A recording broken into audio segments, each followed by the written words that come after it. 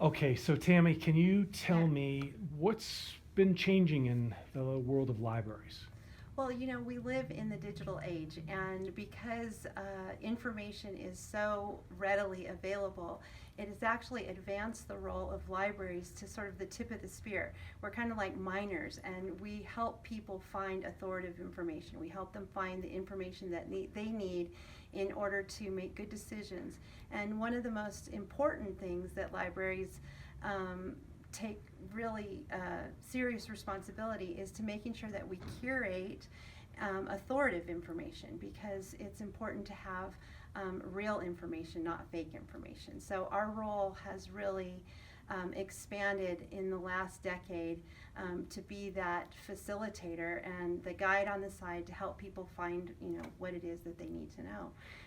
And And technology is playing a big role in that, because certainly in the 21st century we live in a virtual and a physical world at the same time. There's no changing that, and so it's a lot for people to become at ease with those two spaces, and so we're playing a big role in helping to advance that. and how are you doing that specifically? In Nevada, we have just begun a statewide program where we're deploying extended reality through XR libraries and with Lifeliqe as the premium content partner. So we have 11 libraries across the state who have joined together, kind of following the lead of what's been going on in California, but really driving for partnerships that help create learning outcomes. So we want to use the technology and then the content, the educational content, in those authoritative ways, in those ways that really are in line with our priorities, to advance outcomes so that people can, learn and advance their skills and find meaningful work. And it's really an exciting time. We're very grateful for our ability to be a part of it with California, and so we're the second state in the country to actually be a part of this. And the librarians are very enthusiastic.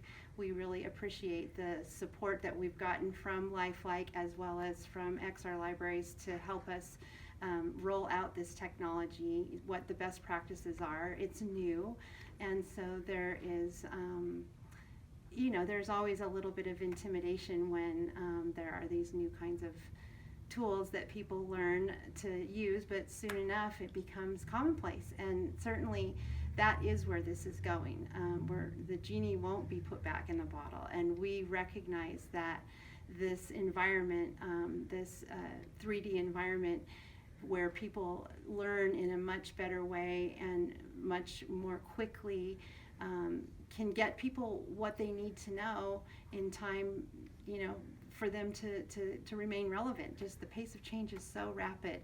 So our role is only growing because we have to keep up with that.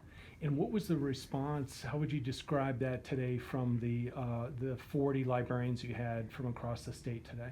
They are really excited about it, and while they have lots of really good questions about the practical matters of how to put people into a headset or how to find the content in the library and all of those pieces, they're up for the challenge. And I think in a lot of ways it almost, the aspirational quality, that feeling that we know that we're really helping to do the thing that people need, it makes us all feel excited to get out of bed in the morning and to do our work. So they're excited. They're ready to go.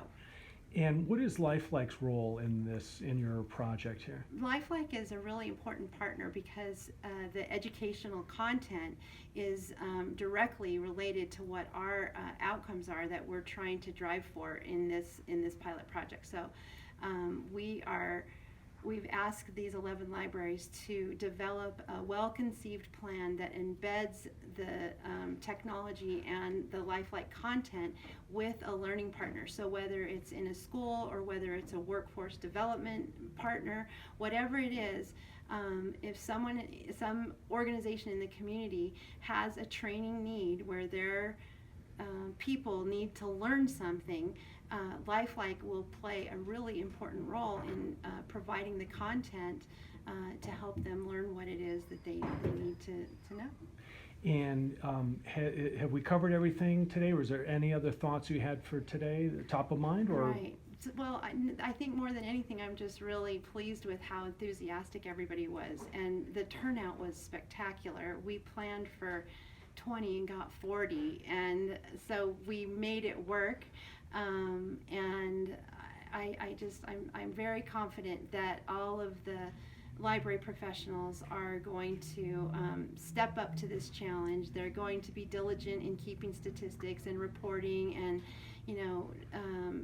really making sure that they are highly focused in deploying programming and looking at various target populations like special needs groups, or at-risk youth, or ESL learners, or people that are looking, the whole economic development piece, people that are trying to level up their skills, and they need to learn something specific, especially in advanced manufacturing, where there's a lot of need to understand basic science principles in order to work, for example, at the Tesla Gigafactory that's not 30 miles from here. So we couldn't be happier with Lifeliqe, and we know that this is just going to continue to accelerate. Like I said, we thought 20 were coming and 40 came, and that's just a representative example of when you do the right thing, success will just keep growing on itself. And this is what our communities need. We need to be able to learn at the pace of the 21st century. Thank you so much. Yeah, thank you. Thank you.